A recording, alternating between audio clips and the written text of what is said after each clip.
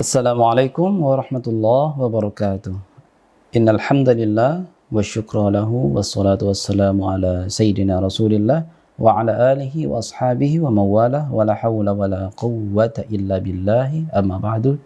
Sahabat Rumi yang budiman yang dirahmati oleh Allah Subhanahu wa taala, kita jumpa lagi dalam pembahasan tematik terkait Idul Adha, Idul Fitri dan yang terkait dengan itu yaitu ibadah kurban. Sekarang kita masuk pada tema tentang prosesi pelaksanaan sholat hari raya Idul Fitri dan Idul Adha. Sudah menjadi kebiasaan bagi kita dalam keseharian, setiap kali sholat Idul Adha, Idul Fitri adalah melaksanakan sholat terlebih dahulu, setelah itu berkhutbah. Sejenak kita perhatikan, memang ada hikmahnya mengapa sholat lebih didahulukan dibandingkan khutbah.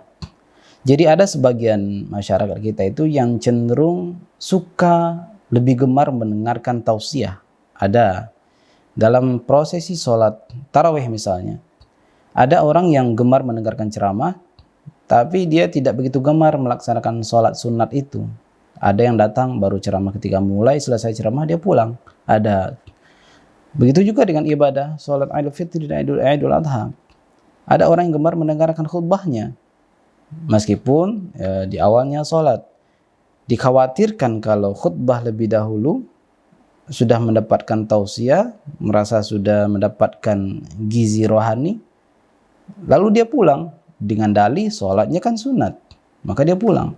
Nah betul, sebetulnya ada hikmahnya juga. Beda dengan ibadah sholat Jumat, karena dua-duanya wajib, mau tidak mau khutbahnya di awal harus diikuti, sholat Jumatnya harus diikuti karena dua-duanya wajib. Nah, tantangannya terjadi apabila seseorang hadir dalam sholat Idul Adha dan sholat Idul Fitri. Sahabat Rumi yang dirahmati oleh Allah Subhanahu wa taala, ternyata mendahulukan sholat daripada khutbah adalah kesepakatan para ulama, bahkan ijma' kalangan sahabat hingga masa-masa setelahnya. Bahkan dalam kitab Al-Muwatta disebutkan, Imam Malik berkata, annahu balaghahu anna Abu Bakrin wa Umar kana yaf'alani dzalik. Sayyidina Abu Bakar, Sayyidina Umar radhiyallahu taala anhuma melakukan hal demikian. Maksudnya melakukan salat terlebih dahulu baru langsung beranjak ke mimbar untuk berkhutbah. Nah, itu riwayatnya sangat banyak sekali. Masih di dalam Muwatta disebutkan, inna hadaini yaumani naha Rasulullah sallallahu alaihi wasallam an siyamihima yaumul fitrikum min siyamikum wal akharu yaumun ta'kuluna fihi min nusukikum. Qala Abu Ubaid thumma syahidtu al-Aida ma'a Utsman ibn Affan. Abu Ubaid berkata, kemudian aku menyaksikan hadir bersama Utsman ibn Affan. Faja'a, lalu beliau datang ke tempat salat, ke lapangan. Fasalla, kemudian beliau salat. Tsumman sarafa fa khataba. Beliau salat, kemudian salam, setelah itu khutbah. Yang tadi Umar, Utsman, Abu Bakar, Umar, dan sekarang adalah Utsman. Dan Sayyidina Ali pun demikian. Dan seluruh sahabat melakukan mendahulukan khutbah, mendahulukan salat dibandingkan khutbah. Imam Asy-Syafi'i juga mengatakan, meriwayatkan dari Ibnu Umar bahwasanya Nabi sallallahu alaihi wasallam, Abu Bakar, Umar, Utsman yusalluna fil idaini qabla al-khutbah. Mereka melaksanakan salat sebelum khutbah. Sebelum khutbah. Pernah terjadi pada masa Bani Umayyah, dibalik oleh khalifah, salat khutbah terlebih dahulu baru salat. Nah, hal itu dikritik oleh banyak sahabat Nabi yang masih hidup pada masa itu.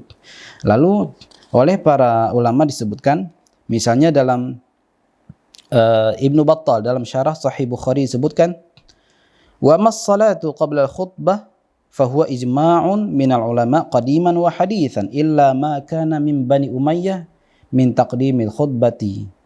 Adapun salat sebelum berkhutbah, salat sebelum berkhutbah itu merupakan ijma' para ulama, kesepakatan para ulama, baik ulama salaf maupun ulama khalaf, kecuali apa yang pernah diriwayatkan pada masa Bani Umayyah, mereka mendahulukan khutbah dibandingkan salat.